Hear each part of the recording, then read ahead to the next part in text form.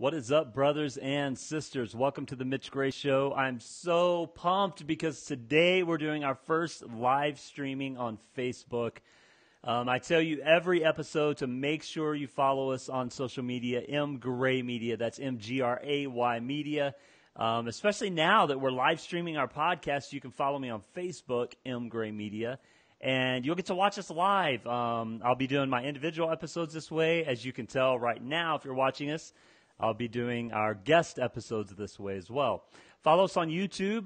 My channel is just Mitch Gray, MITCHGRAY on YouTube. Make sure you subscribe there because we'll be posting all of our podcasts there as well. And subscribe to the show. I mean, you're watching it now, live streaming. Maybe you're watching it on YouTube because some friend was like, hey, go check out this guy. He says all kinds of crazy stuff. Yeah, follow that as well. Subscribe to the show anywhere you listen to a podcast.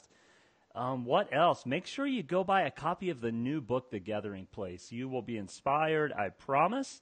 We've got some really cool stuff upcoming, so make sure you keep up to date with everything we are doing. So, as I promised you a few weeks ago, I'm going to do everything I can to inspire you, to encourage you in regard to deeper living and just really filling out your days and your years with stuff that matters, whether it's laughter or joy or focus or fulfilling your passion. So we began that last week with my friend Miguel from Middle Theory Music. Make sure you go follow him. And today, if you're watching this, you can see that I have someone. I think when you rewatch this, you're actually to my left. Last week I said my right. So to my right, I have an awesome lady sitting next to me virtually. God, this crazy miracle of technology is amazing. So anyway, friends, I want you to welcome and be excited for my dear friend Kilee Johnson. Kilee, welcome. Welcome. Thank you, Mitch. I'm excited to be here. Yes, and the miracle of technology is amazing because we've never met in person, but we've talked quite a bit, and you were sitting somewhere far away from me, and we're going to have this conversation and inspire people. I hope so. Yeah, it's crazy, right? It's crazy. So I don't really understand how all this works, but it does. And so we're going to capitalize on it. Yeah. So for all of our friends listening or watching, this is again Kilee Johnson. You can follow her on social media at Kilee Johnson. That's KILEE. JOHNSON. I did write a note down so I wouldn't totally misspell that, so I can get it right. Follow her on social media. Check her out. Check her website out, KileeJohnson.com. Kilee is a digital branding guru, graphic design guru. I've actually had her do some work for me that you'll see rolling out in the next month or so. She's very good at what she does. What I really enjoy about Kilee is her spiritual development and personal growth side. She's not only a teacher, but a student. And friends, let me tell you, if you're ever learning from someone and they're no longer a student, then stop learning from them. Like, teachers should also be students, and that's what Kilee is. So yeah, thanks again for being on. Let's start this way. How about it? Tell us a little bit about yourself. Let's not get into the awesome stuff yet. Let's just find out who Kilee is. So yeah, tell us about who you are, maybe where you grew up, which you're originally from a place that I love dearly, I think. And so I'm going to be jealous listening to that. But yeah, just introduce yourself to our audience. Thank you. Thank you so much for having me on here today, Mitch. I'm excited just to share with you and converse. So I grew up in a small town in Oregon. I grew up in Astoria and then Seaside, Oregon. And it was very coastal, very small, and it gave me a great natural, just full of nature. I grew up surrounded by nature, and I'm a big lover of nature. Okay, I'm just going to stop you there because I'm just totally jealous, and Oregon is my favorite state. No, just kidding. Go on. I love Oregon. I still have dear friends in Oregon. Yeah. So, yes, continue, please. Yeah. So I grew up in Oregon, but with all that lush greenery, it means there's a lot of rain. Where I grew up on the coast, there were many gray days. So as soon as I graduated from the University of Oregon, I moved to Hawaii, where my boyfriend at the time was, and I lived on Hawaii, the island of Maui, for about 3 years. And I think that's where I initially got spoiled by year-round sunshine. Yes. and palm trees. I love living where there's palm trees. So the recession hit and we ended up moving back to Oregon due to lack of work opportunities. And that's when I was in Portland. Much of my family is in Portland. So I'm excited. On Saturday, I'm going to fly back to Portland and stay with my family for the week. So I was in Portland, moved over to Central Oregon, a town called Bend, which has my heart. I love Bend. It is just a beautiful, amazing place. I love so much. But a few years ago, I started to realize I had this like kind of seasonal affectiveness disorder where I was just like really down in the winter, and I'm like a really light, positive person. So Right. to be feeling all that like winter grayness, I was like, you know what? I need to come up with a plan. I want to be a young snowbird. And the way that it worked out was that I ended up going to Scottsdale last year for about 9 months. And Scottsdale is amazing and sunny, and I loved all the hiking I could do out there.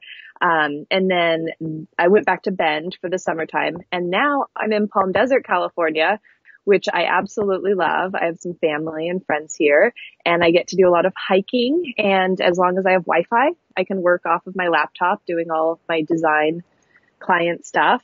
And that led me here.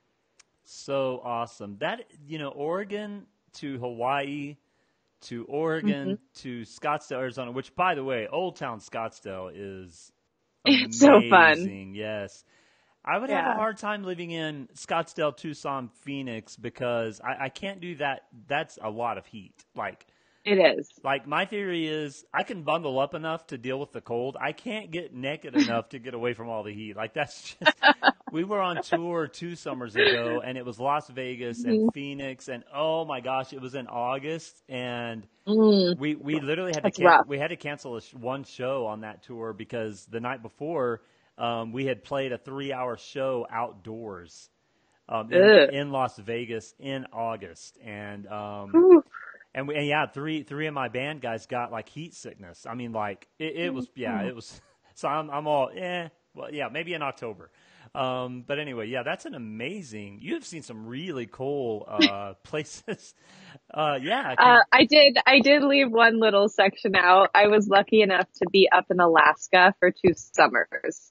So it's just getting worse. It's just getting worse. I'm very fortunate, and I am so grateful I've been able to see such beautiful sights. Awesome. That is awesome. So one thing I love about having you on, and then last week we had Miguel on, and in January I've already got 2 guests booked. And what's crazy is I'm subconsciously booking all these entrepreneurs. And when I set out to make I have my guest list of people that I'm pretty sure I can get booked. And then I have my guest list of people that I'm like, okay, in my dream world, I would book these people. But what's crazy is I started looking at them the other day and like subconsciously, all of these people are total entrepreneurs. So you alluded to that. Like that is the most entrepreneurial thing someone can say in this century. If I have Wi-Fi, I can do my work, right? Like 20 years ago, that wasn't the kicker. So tell us a little bit about why, you obviously went to school. You're obviously educated. What led you into being an entrepreneur? What led you into working for yourself? Well, I would say from a young age, I watched my dad own his own business. He had a sporting goods store in Astoria growing up. So I went to work when I was like 5 years old. Yes. I was there helping him at work, and then that became a way of making money when I was younger, was going to the store and helping him at the store. So I don't know really what makes us a certain way, but ever since I was a young age, I knew that I would have my own business, and I knew that I was here to change the world for the better. It's just been like ingrained in my soul from a young age. So I knew that I needed to have different jobs, and I needed to go into corporate and to really hone my professionalism and my skills and get that experience. But ultimately the goal was always to have my own business because I like freedom. Yes. I like flexibility, and I love to work. It's like one of those things that makes me excited. So I don't know. It just always made sense that eventually I would be on my own. Oh, and I'm a real people person. Right. And I have found that my desire lends more to having clients whom I really respect and get along well with. And like, I'll figure out a way to do whatever I can do to help the clients. But the clients that I work with, for me, choosing and selecting and honing those clients is more important than the actual type of work that I'm doing. Yes, I love that. That is almost the essence of the entrepreneurial spirit, right? And the other thing I've found about us as entrepreneurs is most of the time, this is a total blanket statement, but most of the time we're all not very good employees from the standpoint of we're independent and we ask a lot of questions and we're problem solvers. And even though we're hard workers, like I've been in situations before where I've worked for people and they don't want you to ask questions and they don't want you to problem solve and they don't want you to try and figure things out because you're their employee, right? And you're just like there to do the job they've given you. And that's what I mean. I always tell people, I'm like, most of the time entrepreneurs, they're not very systematic employees, I guess is the way I should say it, because we are the people that if we get our work done by 11 o'clock, we're like, we're going to go on a hike or we're going to go run some errands or we're going to do something. And I've learned the hard way that bosses don't like that. They tend to want you to be there. And so, so it's really interesting, that entrepreneurial spirit. I have a similar upbringing from the standpoint of my dad was a school teacher and a farmer. And so after school, he would go to the farm. And so much like what you mentioned, I remember being 6, 7 years old. And once we got out of school, guess where we went? To the farm and got to work. But that was, I wouldn't trade it. That was a great upbringing. So let's talk a little bit more about your business before we move to the kind of the meat of the matter, I'll call it. How did you get into kind of the digital branding, the graphic design? But I wouldn't even really call you a graphic designer. I think you offer more than what people would call graphic design work. How did you step into all of that? Did you go to school for it or? Yeah, so when I was about 14 or 15 years old, I started to really take note of different brands, specifically Starbucks. And it was very interesting to me that every Starbucks that I went into had a similar color palette, similar layout. All of their branding was consistent. Even if they released different coffees, it all was within a certain theme. I'm a very visual person. And so at that young age, and I've always been really creative, been very artistic. I've always been a little bit of an artist. Right. So when I was in high school, I was also super academic, like super geeky academic. And I realized I'm like, okay, well, if I become an artist, you don't necessarily have a guaranteed paycheck. But if I can become a graphic designer and someone who focuses on branding, there's always going to be businesses who have need for advertisements and for design. So from about 15 years old, I knew I wanted to be a graphic designer. And then when I went to college, that's what I studied. I studied graphic design and digital arts. And it wasn't until I got sidetracked on my career, I was working at a hospital for a while, and I realized I was in a bit of a dead end career path. Right. By working there, I would either need to go back to school. And then I was like, well, I should probably get back into the whole design advertising world.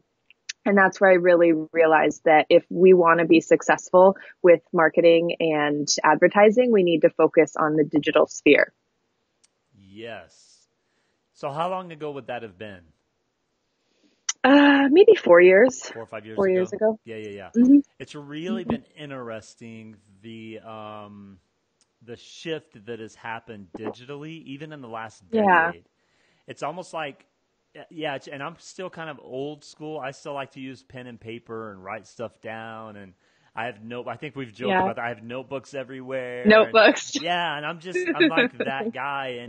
But what's interesting is, that they've actually shown psychologically that when you physically write things down, it triggers things in your brain that typing on a keyboard or a phone screen does not. But this whole shift digitally has really been interesting because, 90 to 95% of everything we see almost in the 3D world is like digital. And so that's kind of interesting for you to think, okay, if I'm going to do something with this, it has to be in the digital realm. or Also, from a graphic designer standpoint, I love creating digital designs because you don't have to deal with the freaking printing problems. yes. There are so many times where I think a document is perfect, ready to go, and then it gets to the printer and there's an issue. It happened just a few weeks ago where there was this magic black line that just appeared in this document that was being printed, and I could not for the life of me figure out how to get rid of this black line. Right. Oh, so Yes. frustrating. I hate Yes. printing. Yes. Yeah. It still has its place. It still has its place, but it is very interesting. Yeah, very interesting. Yeah. So there is something that we haven't touched on yet that I kind of want to shift into, and I mentioned it in your introduction. You're also Mhm. this really interesting kind of spiritual coach and into spiritual development and personal growth. I always find it interesting, and I'm like this with myself. It's like we have these passions and curiosities in life, and from the outset, Mhm. they don't relate whatsoever, right? Like spiritual coach, spiritual teacher, graphic designer. Like from the outside, you're going, that has no relation. What I find interesting is as a creative, everything is connected, and Mhm. oftentimes in more ways than we realize. So here's Kilee, this graphic designer, digital brander. What happened to shift you? Because if people follow you on Instagram, what they're really going to see a lot of is the spiritual teaching, the personal growth type things. When did that shift happen? Was it a certain experience? Was it something you've always felt? Like what happened to start moving you into this idea of inspiring people at the spiritual element? That's great that you recognize that because it's such a big part of who I am and what I'm about.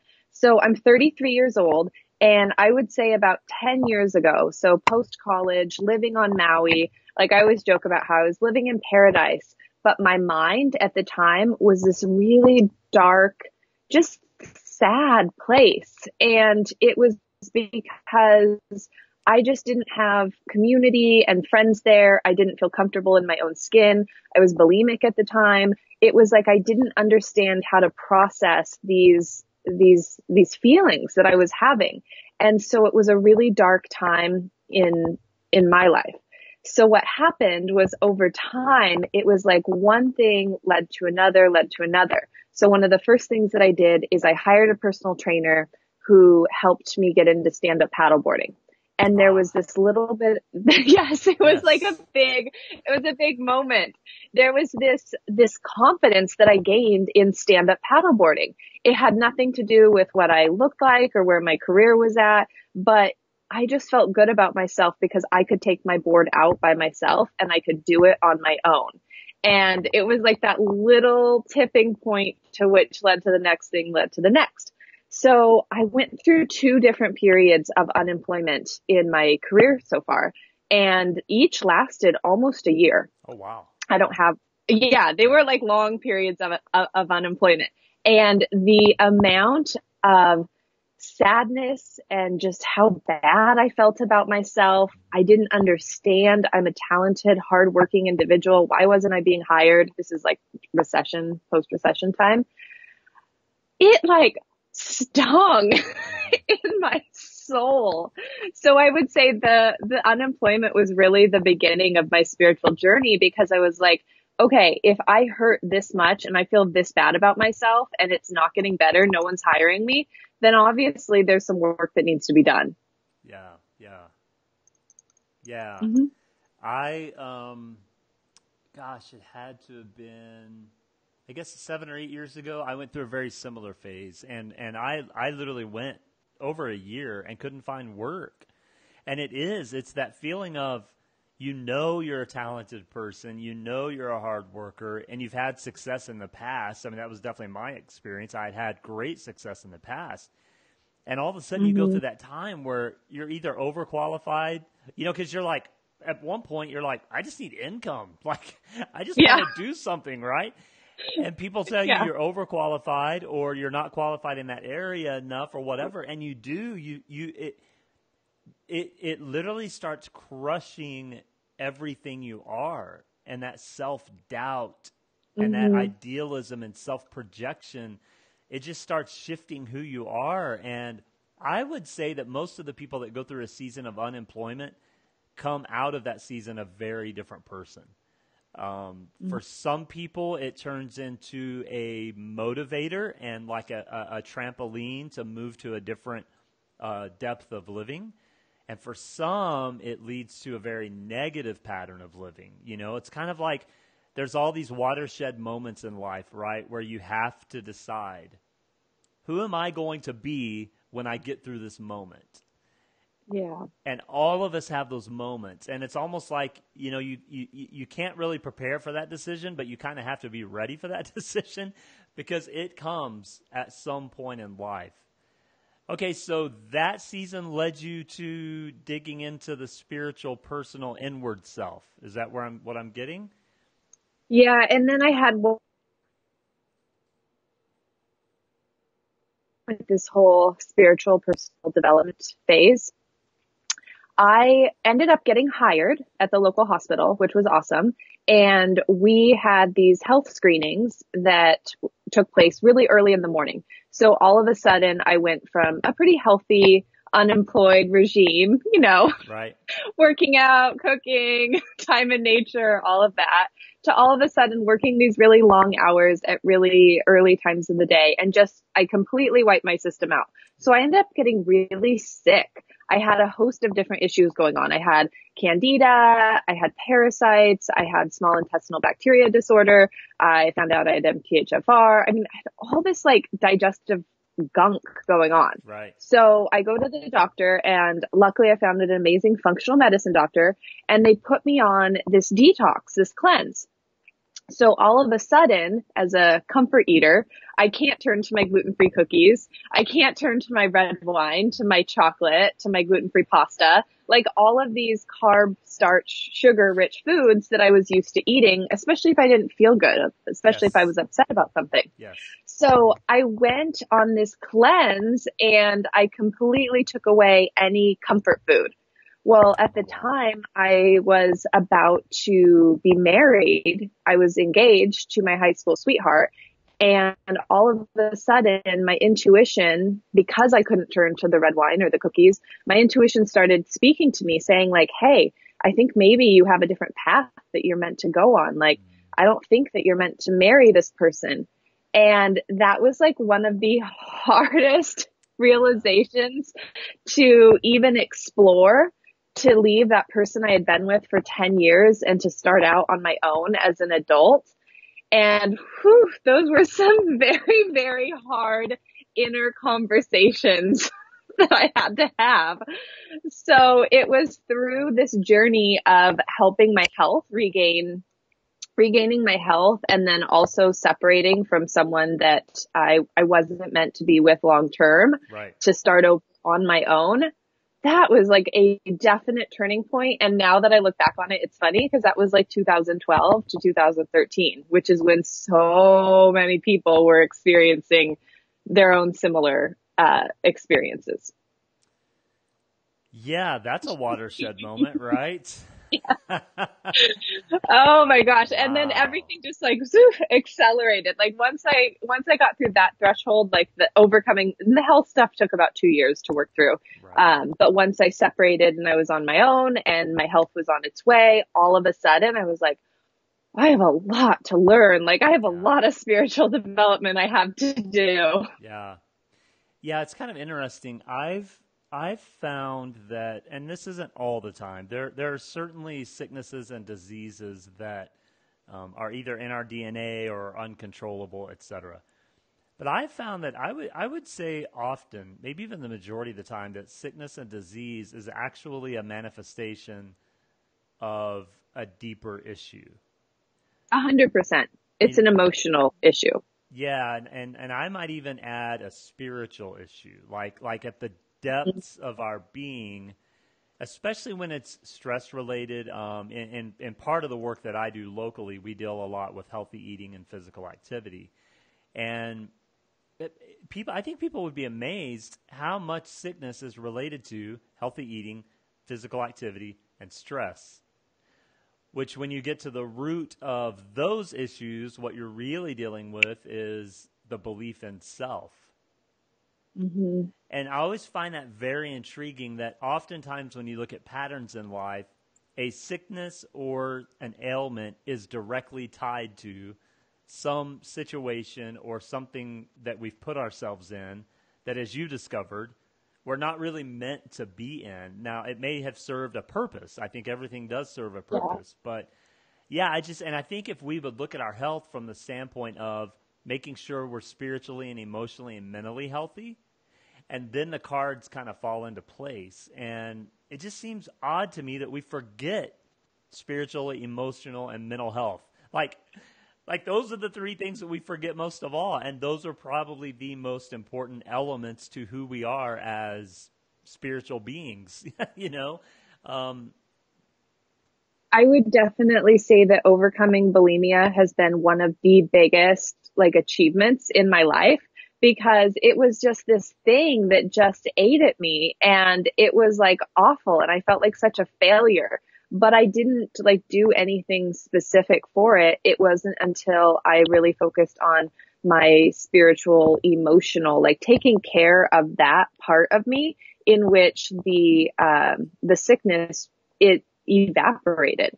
But it wasn't until I started taking care of my own soul, I started really just honoring myself as the divine being that I am. It wasn't until that happened that I didn't feel the need to eat those foods and then to make myself throw up. I just was taking care of myself. The sickness evaporated. I love that, right? Mm-hmm. It's like once we start figuring out that path to real health, the things that we don't need to be a part of kind of start melting away. Mm-hmm. But when we focus on, what we're supposed to fix, which first of all, I think the idea of fixing ourselves is a very unhealthy idea. I told a guy the other day, I'm like, you're not broken. You're focusing on trying to do something that doesn't exist. And he was like, I've never thought of it that way. And I'm like, that's the mistake we make. Exactly. Right? We look at ourselves as broken beings to be fixed, instead of just saying, I'm going to be the healthiest and best me. And then the stuff that we don't need or the unhealthy stuff kind of starts melting away. That's beautiful. The sickness evaporated. Oh, I love that. Yes. Awesome. Thank you. And for a while, I got into this gluten-free kit because I'm gluten intolerant, and I thought, I should be this nutritionist. I should teach people how to eat. But once I started to really understand health on more of that metaphysical level, I started to realize it's not my position to tell anyone what to eat. It's my position to encourage people to get in touch with their soul so they can discover for themselves what their version of health and healthy diet looks like. Yeah, we call that facilitation, right? The word facilitate comes from the Latin facil, which means to make the way clear or to make the path clear. And that's a beautiful thing, right? Instead of instructing people what to do, it's we're just going to support you and encourage you. And people are smart. I think we're much smarter than we give ourselves credit for, Yeah, our bodies have so much of the answers. They lie within us. Yes. I have a friend that says the universe is within you. Mm-hmm. And that is it's beautiful. Yeah, the universe is within you. Everything you need is already awaiting. It's just a matter of discovering that. So again, if people follow you on Instagram at Kilee Johnson, what they're going to see are these most nightly lives. Most of the time, I'm going to be transitioning out of them because it's getting to be too much for my schedule to do them each night. But I wanted to come on to Instagram and do these lives because I just wanted to start this little community where we could show up for one another and we could just exchange ideas hey, this is what's working for me, or what do you think of this? But now I need to switch to more of a podcast or a YouTube platform because those darn lives go away after 24 hours. And it's a lot, right? It's a lot. I create a lot of stuff. And when I saw you doing those nightly lives, I'm like, I can't keep up with that. Yeah, I That is can't too keep up with it much. right now either. Yeah. But what people are going to see, they're going to see those are your stories, and really what they're going to see is someone really trying to do what we just said, and that's facilitate the growth in others. So you went through these seasons in life, these watershed moments, whether it was the transition from a decade-long relationship or the transition from unhealthy self to healthy self. What started shifting you into saying, okay, I'm seeing what this does for me. How can I gift this to others? Because in my opinion, when people follow you on social media, that's what they're going to get, a gift, right? They're going to get the gift of that spiritual encouragement that, you're one that I follow a few people that do this. You love posting about the process. Like I think the other day on one of your stories, you're like, I'm struggling with this project. I'm just going to go on a hike. And what was funny about that is that morning, my friend Scott that offices with me, we were having the same conversation. It's like, today sucks. These projects aren't going anywhere. We're just going to go do something stupid and fun, right? And we forget the health in that. And so people are going to get that gift. So what started the idea of you transitioning into kind of that platform of teaching and coaching and encouraging others? Well, I would say that those moments early on, like when I was living on Maui or when I was unemployed in Central Oregon, those moments of just feeling so alone and just feeling like so not good enough and really not knowing who to talk to or how to reach out to people. Once I was able to get my feet on the ground and start walking this path and start practicing these things that worked for me, I didn't want for anyone else to ever feel like alone. And so I just know, like, if I share my story and I share the things that work for me, I just want other people to be able to find them and maybe not feel quite as down or quite as alone. And like, that's honestly all that it is I just want other people to feel good. Like, that's at my core. I just want to help people feel good. And it's not about me. It's just about the lessons that I learned and being able to share them, because it doesn't cost me anything to share them. Like, these are things that I've learned and I just want other people to feel good. Yes, the heart of compassion, right? The heart of compassion, yes. I have so much compassion. Like, that's just, I know that we've talked about before. That's all that I am. I just want to share it with people. I just want people to feel good. And I want us to live in this place of like love and supporting one another. And I've left a lot of the 3D world. I've left a lot of that in my past. And it's just how I choose to show up now is part of this fifth dimension, this new way of being. And I want other people to feel it too, because once you go through I don't know if you want to call it like that awakening or just that realization, you want other people to experience the love too. Yeah, it's really interesting. First of all, thank you. That I mean, obviously, physically, we can tell that means a lot to you, but just the emotional, and I love I have to say, I've never hosted guests like this. I've hosted a few guests before in studio, but last week Miguel was my first one to do this, and you're my second. And what I found really interesting is even through the miracle of technology, there's still this connection that takes place. And I've had a few people comment on our episode last week about how, Miguel talked a lot about being an entrepreneur and building. He's gone through a lot of phases where he had opportunities where he's kind of living his dream full time, and then he has to get away from it because of money, and different things. And you could kind of feel some of the frustration sometimes, but then you could feel the encouragement and the passion that he had.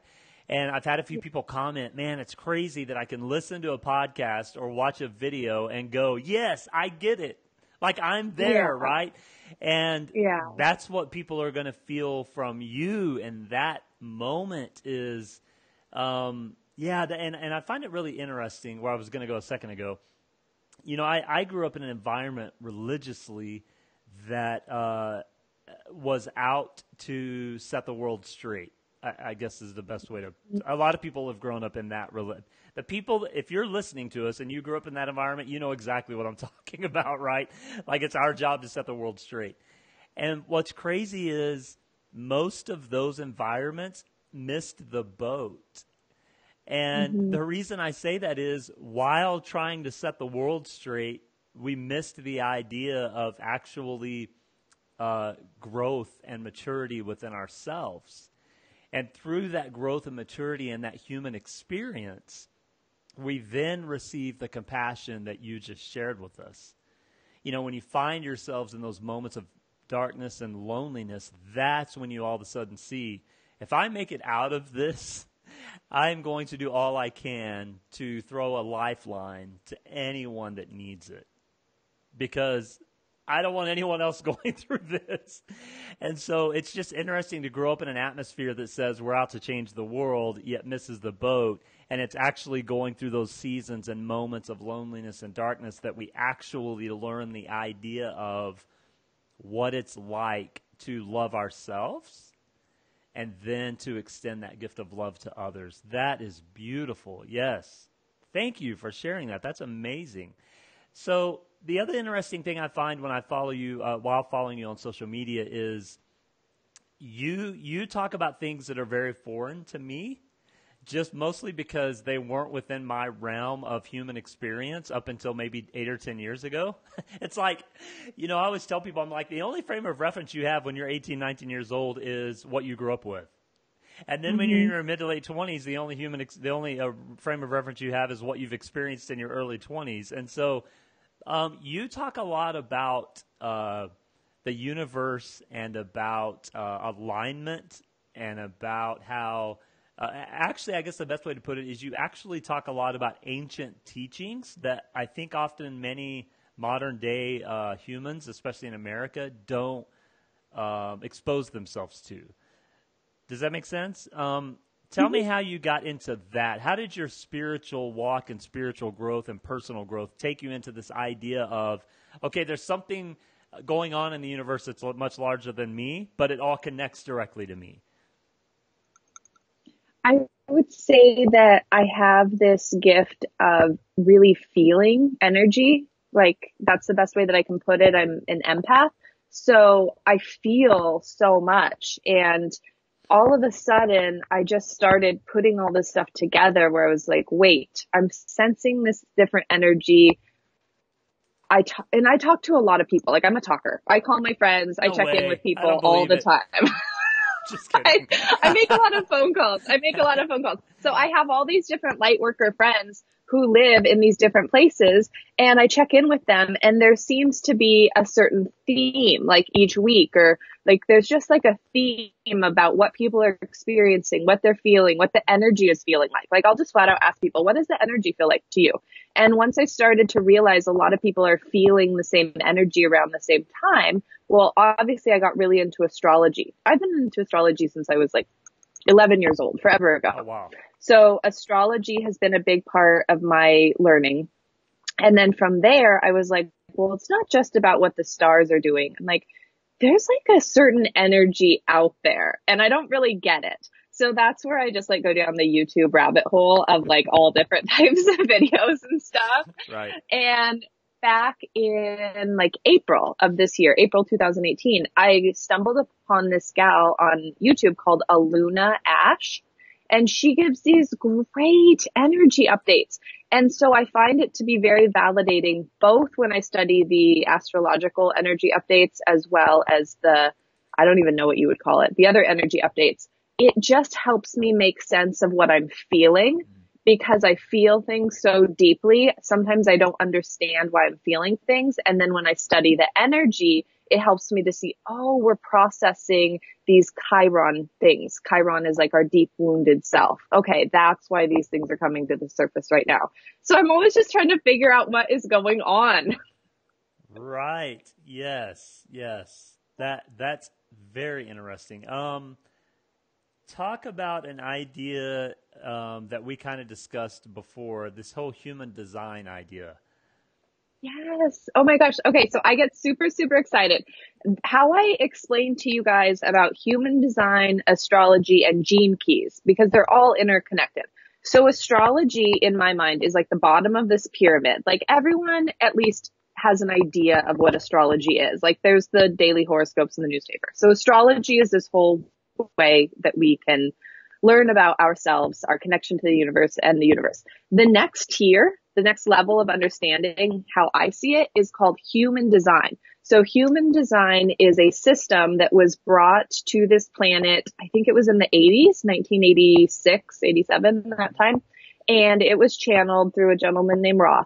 And what I love about human design, it's like a connection, it's like a culmination of astrology, the I Ching, the Kabbalah tree of life, and maybe like one other thing I forget. Maybe you remember. And what I love about human design is it goes on forever. You could spend your whole life learning about it. It helps you identify your way of showing up in the world, your best way of maneuvering your life and aligning yourself to your most true way of being. I love the gal, Jenna Zoe.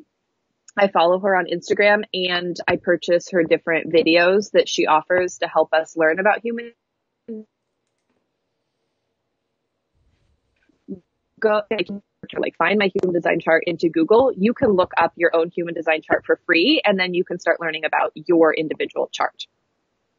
Can you give that website again? I think you froze for a second. Give that website again. It's okay. I don't know if it's called like Jovian or something, but I just type into Google human design chart or like my human design chart, and you'll get within the first 3 URLs something that will come up. Gotcha. Yeah. And then there's this third thing that I've been learning that's super fascinating. It's called the gene keys. Okay. GENE, like our DNA. And this is a book, I think Richard Rudd, I believe that's his name. He wrote this book, and the gene keys is of the notion that our entire destiny is pre-designed within our actual DNA makeup. And it's a similar thing as astrology and the gene keys. Like you type in your birthday and birth information, and then you have these different paths that you take through the gene keys in which you dive into your soul and what you're meant to learn, what you're meant to overcome. And so that one's even more heady than human design or astrology. So I'll read like one little section of the book at nighttime and kind of fall asleep done with it, right? Reading it. Right. And I'm done with it. But it always like hits the nail on the head. Like I'm reading through my romance path right now, and I'm like, oh my gosh, I was supposed to learn that lesson. Like this is crazy. And it's just fascinating. Right. I love learning about these things because they help me understand myself better to where I can show up in the world as an even greater version of my soul. Like my soul's best expression is how I put it. Yeah. Mm-hmm. Yes. And for those that may be listening, some of our listeners or viewers, if you're new to the idea of astrology, or you hear phrases like human design or gene coding or gene keys, and it freaks you out a little bit, because we may have some of our listeners that they may be kind of going, what is this? You know, because it's new to some people. You know, some people just have they have a cultural reference and a cultural map that did not include things that, like, these things are happening. They're universal truths, but if we don't know about them, if we're ignorant to them, and it's very foreign to us, even though they're still happening, it's foreign to us. But what I have learned in life as well is a lot of times people from different belief systems or cultures believe in the same thing you're talking about. It's just packaged differently. It's almost like, exactly. I like to frame it this way. You and I could give the same exact Christmas gift to someone, put it in a different size box and different type wrapping paper, and from the outside it looks very different, but on the inside it's the same. And so if you're listening to us or watching us and you're like, I don't get all this, it's okay. It's okay. I didn't get it either. We still don't get it all, right? We still don't get it all. That's why we're students. But what I kind of want to say is, just because something is different doesn't make it good or bad. It just makes it Mm-hmm. what it is, and it's okay to dig into something that may be foreign to you. It's kind of like going to a restaurant for the first time. You're like, I've never tried Thai food. Well, at some point you might want to try Thai food because you may fall in love with it. Or it may reveal to you that you don't like Thai food, but you don't know until you actually go have Thai food, right? And so, yeah, I know specifically we have a few listeners that may kind of go, she said astrology. She said astrology. You know what I mean? It's just like, whoa, whoa, whoa. So I just want to say it's okay. It's okay. It's good stuff. It's good stuff. And what's so awesome is like we all get a chance to research and to learn from different people. Like there's so many Yes. different people out there who study Yes. astrology. You might resonate really well with one and not so much another. There's this guy I've been listening to on YouTube for years. His name is Kaipacha. He does the Pele report, and every week he gives this weekly update on what's going on. Well, I just love him. I just adore him. But somebody who's new to watching him, they might not like that specific person who's Right. messaging us. Right. So you just have to find whoever resonates with you. Did you say the Payway report, like the The Pele, like the place to eat, Payway? no, Pele, Oh. P-E-L-E, Pele report. I gotcha. I thought maybe Payway Yeah, like- meant something besides good food. No, like Pele, like the Hawaiian, Yes. Hawaiian goddess, Pele.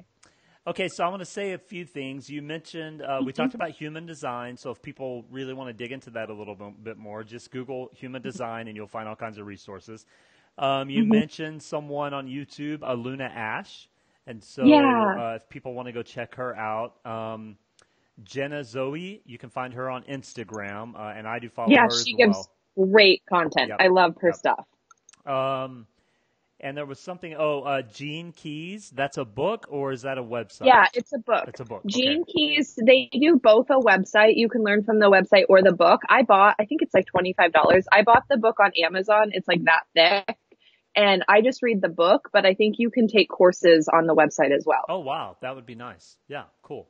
So I want to tie something else in real quick because we've talked about your entrepreneurial spirit and your business mind. We've talked about your spiritual and personal growth side. So this week, and as you know, because you have followed us for a while, we have kind of a weekly target that kind of drives all of our content. And this week we're talking about the power of strategy. So how would you say, as a business person, how do you connect? We mentioned a while ago that everything is connected.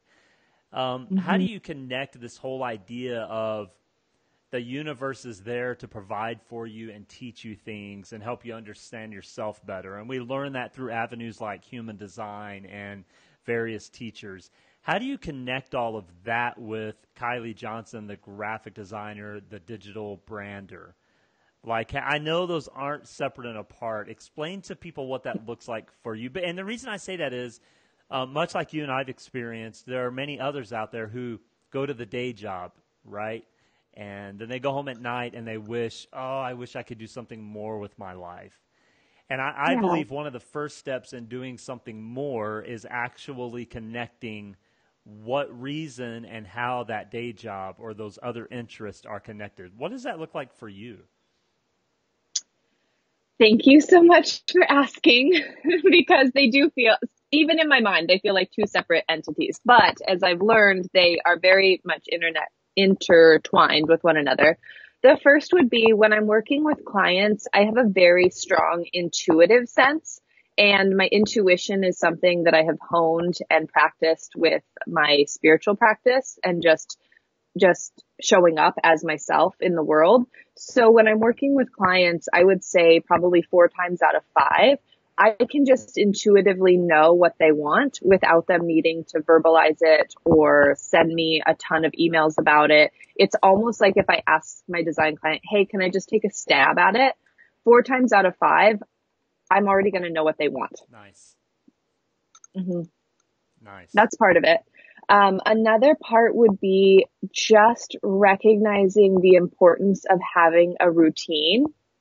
I know we touched on strategy, and for me, my morning routine sets me up for the day. So no matter what I have going on, no matter how early I'm starting that day, I need to practice my gratitude, which I think of 3 things I'm grateful for before I let myself open my eyes in the morning. That's the first thing.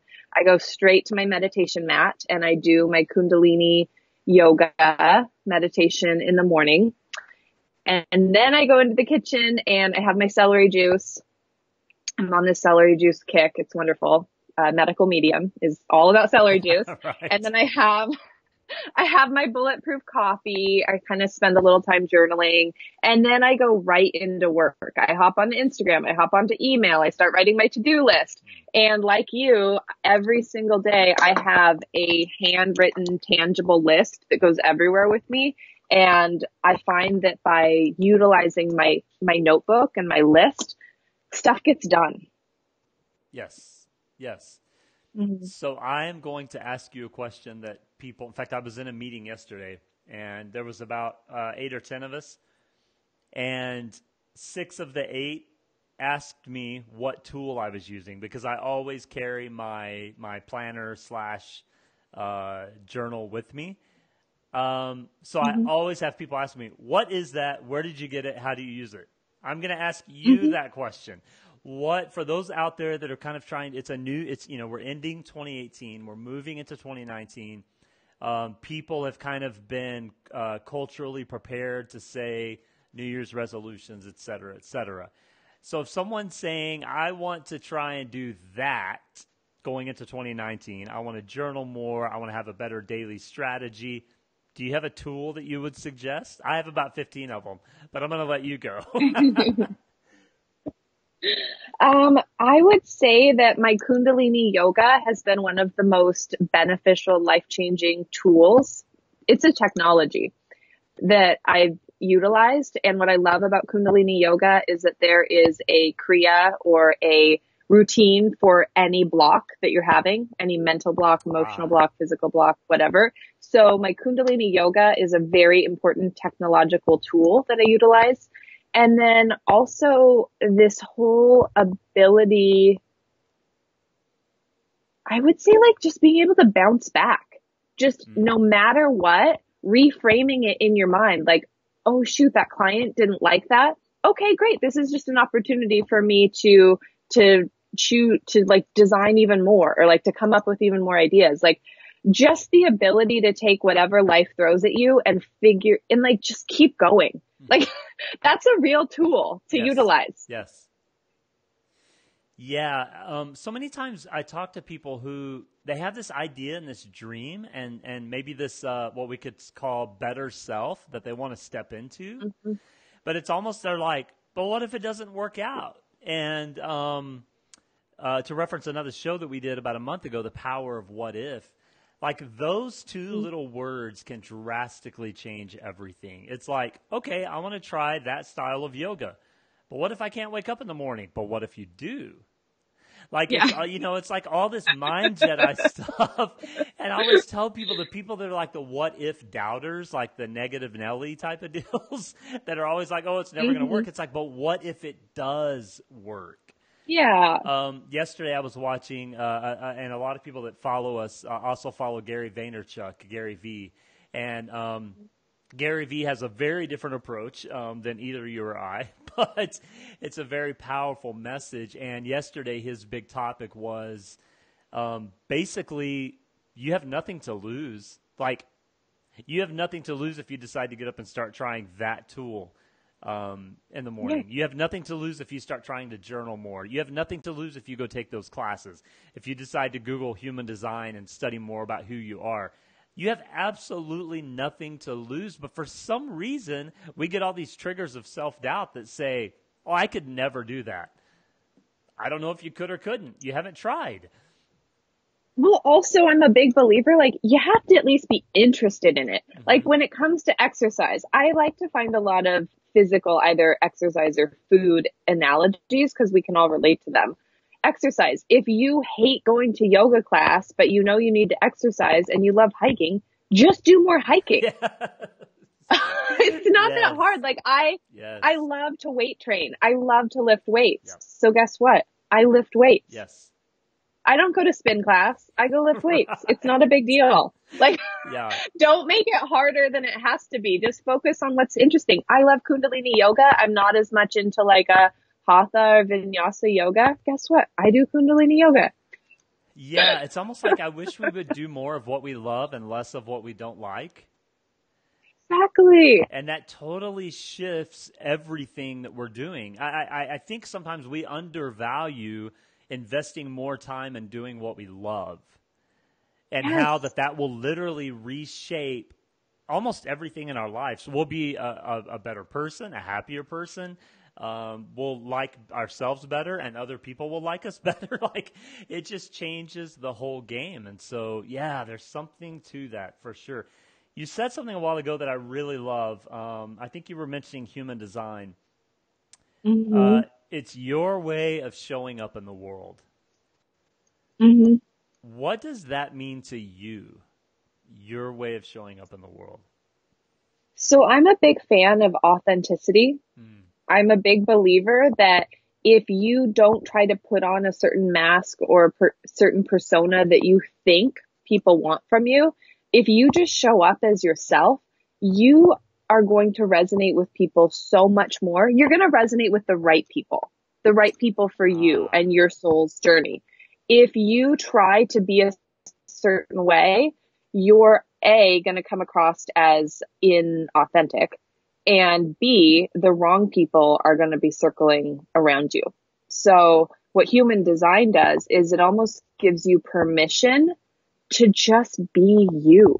And I think that that is what all of us are dying to do, is just to be ourselves, just to be accepted as who we are, just to be loved for who we are. And if you can show up as your authentic self and really honor that and love that, you set the example for other people to do that. You give other people permission to be their authentic self by you showing up as your authentic self. do you think that's related to the idea of seeking approval? Yeah, because we are our own key. Mm, We are the one who should be approving of ourselves. If we're constantly seeking others' approval, we're seeking validation from other people, we're never going to be fully fulfilled until you can be like, screw it. I don't care right. what anyone else thinks. I don't care if anyone thinks I'm crazy. This is who I am. This is what excites me. This is what I'm here to do. Oh my gosh, people are so drawn to that. I remember years ago being embarrassed to like share this Yes. like I'm a light worker. And so I Yes. used to be embarrassed to like use that term or to share these light worker ways. And then all of a sudden I was like, well, that's not helping anyone. Like, Right. if I keep this dark, if I keep this part of myself hidden, that's not helping anyone else. So I just show up every day as myself. And, sometimes people don't get it, and it's totally fine. They're not there yet. Maybe Right. they won't be, but I'm myself. And there's something that's so freeing about just be yourself. Yeah, and isn't it interesting that in my experience I found that creative spirits seem to be the ones that struggle with that a lot. And I think that's tied into when we create something and we give it back to the world, there's always that chance of rejection. Like, it's Yeah. just the way it works. And so it's almost like, because I remember going through that as well. And honestly, I still struggle with that sometimes. Sometimes I come up with something and I'm like, nah, that'll never work. And I'm like, well, I don't know if it'll work until I try it. But I remember being a kid and probably, well, not probably, for sure, the first creative art that I stepped into was music. And I remember being 8 or 9 years old, and we would be at my grandparents' house, and my parents would say, hey, you should sing us that song. Or somebody would come over, and my grandma would say, oh, Mitch can sing, Mitchell can sing you that song. And I'd be like, nope, I don't know how to sing anything. And then what was funny is as I began actually stepping into that, then the next step was, okay, I'll sing it for you, but I'm going to go stand in the kitchen where nobody can look at me, right? It's like, so I'll be myself as long as you don't watch. But what's crazy is Hmm. we carry that with us into adulthood. And, Hmm. the one thing that we always tried to teach our kids was whatever your dream is, whatever your passion is, step fully into that. In other words, step fully into being yourself. And if you can find that in your youth, then you're much more apt to carry those healthy benefits into adulthood, because it is difficult as an adult. It's difficult to let go. It's almost like we're carrying this backpack of everything we've ever learned or experienced. And then as we grow, it's like, oh my gosh, you mean I have to set the backpack down and take out all the stuff I learned or experienced? And the answer is yes. If you're going to grow at some point, you have to take out those stones and those burdens of maybe the negative relationships or the negative experiences. But that is really amazing. And as you're saying about being your authentic self, I'm kind of going through the inventory in my mind of the people that I hang out with who I know are always their authentic self. And they're either the ones I respect the most or the ones I love being around the most, or both. You know what I mean? And so that's it's a very magnetic way of being. Does that make sense? Yeah, and as an individual, when you're around someone who's authentically themselves, you almost feel more accepted by that person because you know that that person accepts themselves. Therefore, they're going to accept you. Yeah. Yeah, interesting. Wow, you're dropping some wisdom today. I love it. Yes, dropping some wisdom. Thank you for offering me a conversation where we can share. Yes. Yes. God, we've gone a long time. I didn't even realize how long we had gone until I looked up at the timer here. I do want to say, my friends who are listening and watching, I do apologize. There have been some moments that I know our video and our audio is frozen. That is, again, the miracle of technology. It works most of the time, and sometimes it doesn't. But I do want to say, Kilee, do you have anything else that you would like to share before we start wrapping things up? Well, mostly just that I'm grateful for you and for you pursuing your interests and your passion, because I think it's amazing and you encourage other people to do the same. So that's awesome. Yes. And I'm so grateful that we just get to be two like-minded individuals who are choosing to show up online and in the world. And it's just a journey. Like, none of us have it all figured out yet. I don't have it figured out. I'm still learning. Right. And there's nothing wrong. Like, we're just a work in progress. I always say, like, this is not a dress rehearsal. Your life is not a dress rehearsal. Like, this is the show. Yep. So keep putting off whatever it is that you're interested in, because those things that you're interested in, they mean something. Those are breadcrumbs towards you becoming your most authentic, vibrant self. Yes.